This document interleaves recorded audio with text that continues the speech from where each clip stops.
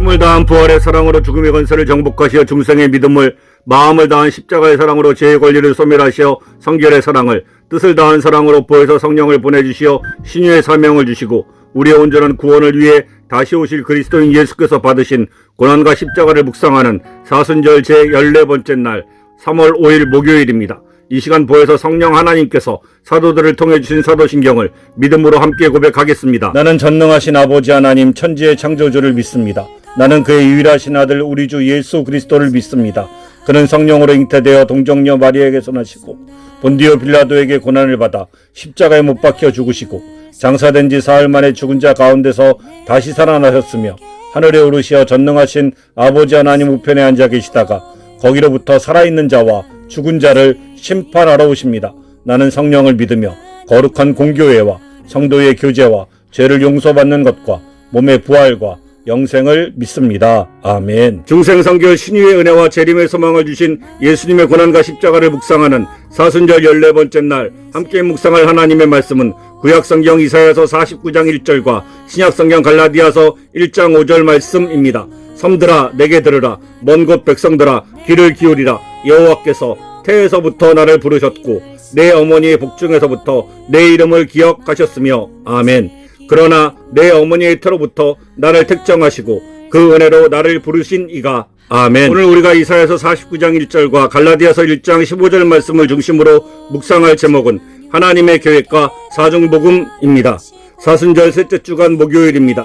오늘 우리는 우리의 존재의 기원을 찾아 거슬러 올라갑니다. 세상은 우리가 어쩌다 태어난 존재라고 말하지만 성경은 우리가 어머니의 복중에 생기기도 전부터 하나님의 세밀한 계획 속에 있었다고 선포합니다. 고난받는 종으로 오신 예수님도 이방인의 사도로 부름을 받은 바울도 모두 모태에서의 부름이라는 거룩한 섭리 속에 있었습니다. 나라는 존재를 향한 하나님의 영원한 설계를 중생, 성결, 신유, 재림의 사중복음의 관점에서 묵상해 봅시다.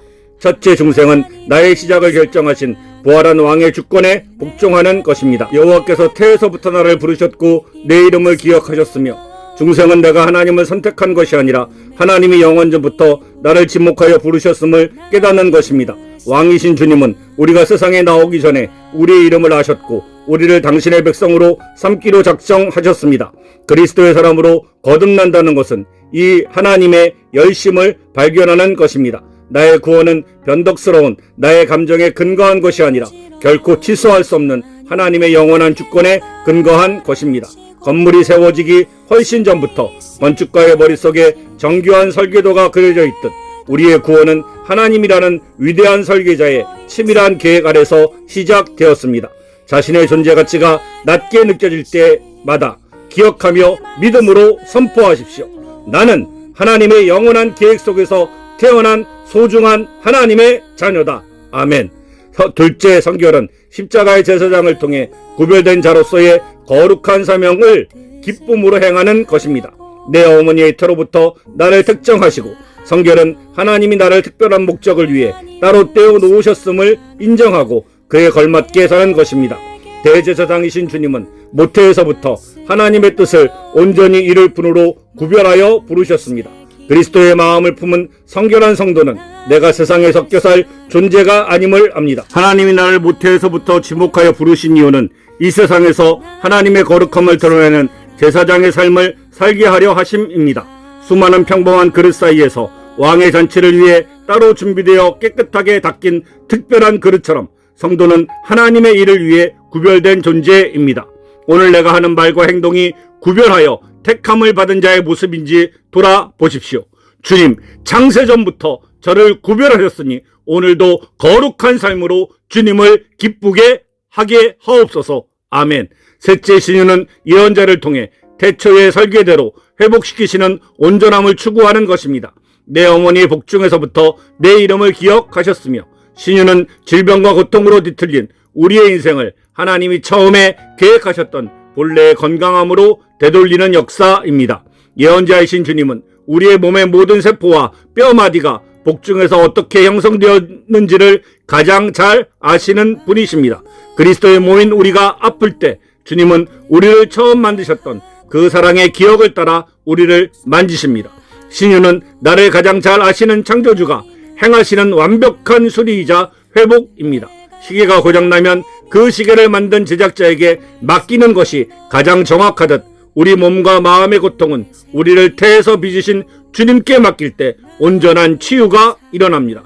태생적인 연약함이나 오래된 질병이 있다면 낙심하지 말고 창조주 하나님께 나아가며 간절히 다음과 같이 기도하십시오. 저를 모태에서 빚으신 주님, 주님의 설계대로 저를 깨끗이 고쳐 주옵소서. 아멘. 넷째 재림은 그리스도의 영원전의 부름이 영원한 영광으로 완성될 날을 사모하는 것입니다. 그의 은혜로 나를 부르신 이가 모태에서 시작된 하나님의 은혜로운 부름은 주님이 다시 오시는 날 영광스러운 몸을 입는 것으로 완성됩니다. 그리스도의 신부인 우리는 시작이 하나님께 있었으므로 그 끝 또한 승리일 것임을 믿습니다. 다시 오실 신랑 예수님은 창세전부터 기록된 생명책의 이름을 하나하나 부르시며 우리를 영접하실 것입니다. 이 땅의 짧은 생애를 영원한 나라를 향한 과정이며 재림의 날 우리를 부르신 하나님의 목적이 얼마나 찬란했는지를 보게 될 것입니다. 긴 여행을 떠난 자녀가 마침내 집에 돌아왔을 때 부모가 태어날 때부터 준비해 두었던 가장 좋은 방으로 안내하는 환대와 같습니다. 삶의 여정이 고달플 때마다 나를 부르신 이가 끝까지 나를 영화롭게 하실 것을 기억하십시오. 영원한 미래를 바라보며 오늘의 고난을 기쁨으로 통과하시게 되길 원합니다. 당신은 우연이 아닌 사명을 갖고 이 땅에 왔음을 기억하십시오. 모태에서부터 나를 아시고 부르신 하나님의 세밀한 사랑을 확신하며 중생, 성결, 신유, 재림의 사중복음의 은혜 안에서 흔들리지 않는 사명자의 길을 걸읍시다. 오늘 우리에게 주신 말씀을 묵상하면서 십자가에서 우리를 위한 대속제물로 자신의 살을 우리의 영원한 양식으로, 자신의 피를 우리의 참된 음료로 주신 대제사장이신 예수께서 베푸신 대속의 은혜를 기억하면서 우리가 마음과 뜻과 힘을 다하여 하나님을 사랑하는 마음으로 살아갈 것을 결심하며 오늘의 기도를 이 시간 함께 드리겠습니다. 세상이 생기기 전부터 저를 계획하시고 복중에서부터 제 이름을 기억하신 주님, 저를 향한 그 위대한 부름에 합당한 거룩하고 치유된 삶을 살게 하여 주옵소서. 아멘. 이 시간 다 같이 중생, 성결, 신유, 재림의 온전한 구속의 은혜를 주신 우리 주 예수 그리스도께서 가르쳐 주신 주기도문을 믿음으로 함께 드리겠습니다. 하늘에 계신 우리 아버지, 아버지의 이름을 거룩하게 하시며 아버지의 나라가 오게 하시며 아버지의 뜻이 하늘에서와 같이 땅에서도 이루어지게 하소서. 오늘 우리에게 일용할 양식을 주시고 우리가 우리에게 잘못한 사람을 용서하여 준 것 같이 우리 죄를 용서하여 주시고 우리를 시험에 빠지지 않게 하시고 악에서 구하소서. 나라와 권능과 영광이 영원히 아버지의 것입니다. 우리가 마음과 뜻과 힘을 다하여 하나님의 거룩한 사랑의 약속드린 십계명을 순종하고 지킬 것을 결심하며 함께 낭독하겠습니다. 하나님이 이 모든 말씀으로 말씀하여 이르시되 나는 너를 애굽 땅 종되었던 집에서 인도하여 낸 내 하나님 여호와니라. 제1은 너는 나 외에는 다른 신들을 내게 두지 말라. 제2는 너를 위하여 새긴 우상을 만들지 말고 그것들에게 절하지 말고 그것들을 섬기지 말라. 제3은 너는 내 하나님 여호와의 이름을 망령되게 부르지 말라. 제4는 안식일을 기억하여 거룩히 지키라. 제5는 내 부모를 공경하라. 제6은 살인하지 말라. 제7은 간음하지 말라. 제8은 도둑질하지 말라. 제9는 내 이웃에 대하여 거짓 증거하지 말라. 제10은 내 이웃의 집을 탐내지 말라. 아멘.